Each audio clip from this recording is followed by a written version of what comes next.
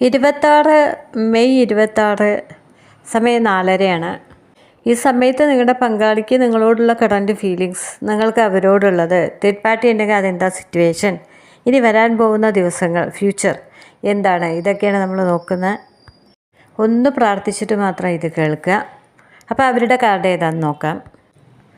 5 വാണ്ടാണ് വന്നിരിക്കുന്നത്. നിങ്ങൾ രണ്ടുപേരും വഴക്കിട്ടിട്ടുണ്ട്. ഇപ്പോൾ ഒരു പരിഭവത്തിലും ദേഷ്യത്തിലുമാണ് നിങ്ങളോട്. ഈ വഴക്ക് മറ്റൊരാളുടെ പേര് പറഞ്ഞിട്ടോ കുടുംബത്തിൻ്റെ പേര് പറഞ്ഞിട്ടോ ആണ്.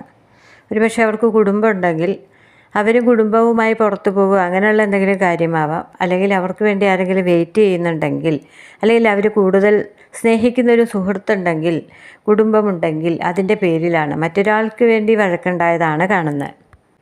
ഒരുപക്ഷെ അവർക്ക് നിങ്ങളെക്കാൾ കൂടുതലൊന്നും അവരോട് താല്പര്യം ഉണ്ടാവില്ല. അതുകൊണ്ടാണ് ഇത്ര ദേഷ്യം.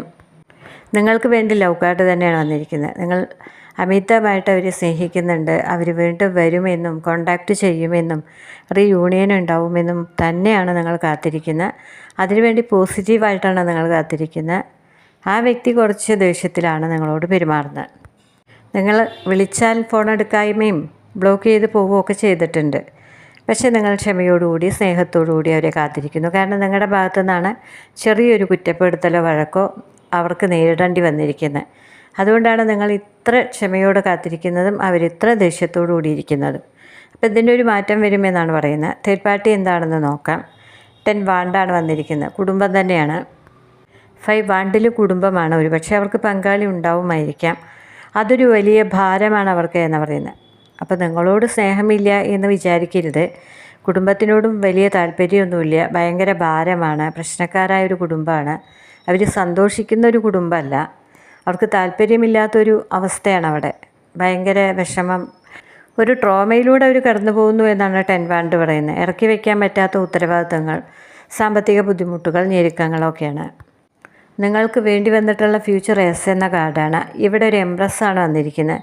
അതുകൊണ്ട് തന്നെ നിങ്ങൾ എല്ലാ രീതിയിലുള്ള ബന്ധമുണ്ട്. ഒരുപക്ഷെ നിങ്ങൾ കുടുംബമുള്ളവരായിരിക്കാം. എക്സ്ട്രാ മാരിറ്റൽ അഫെയർ ആയിരിക്കാം. ആദ്യം കുടുംബവുമായിട്ട് യോജിപ്പില്ല എന്നൊക്കെ തന്നെയാണ് അവർ പറഞ്ഞിരിക്കുന്നത്. അവിടെ ഒരുപാട് പ്രശ്നമാണ് എന്നൊക്കെയാണ് നിങ്ങളോട് പറഞ്ഞിരിക്കുന്നത്. നിങ്ങളത് അംഗീകരിച്ചില്ല. ആവശ്യമില്ലാതെ അവരെ കുറ്റപ്പെടുത്തി സംസാരിച്ചു. എന്നാൽ അതല്ല സത്യം. കുടുംബവുമായിട്ട് അവർക്ക് ഭയങ്കര പ്രശ്നമാണ്, ഭാരമാണ്, ഉത്തരവാദിത്തങ്ങളാണ്, വേദനകളാണ്. അത് നിങ്ങൾ മനസ്സിലാക്കിയില്ല. അതുകൊണ്ടാണ് നിങ്ങളോട് ഇപ്പോൾ ദേഷ്യം.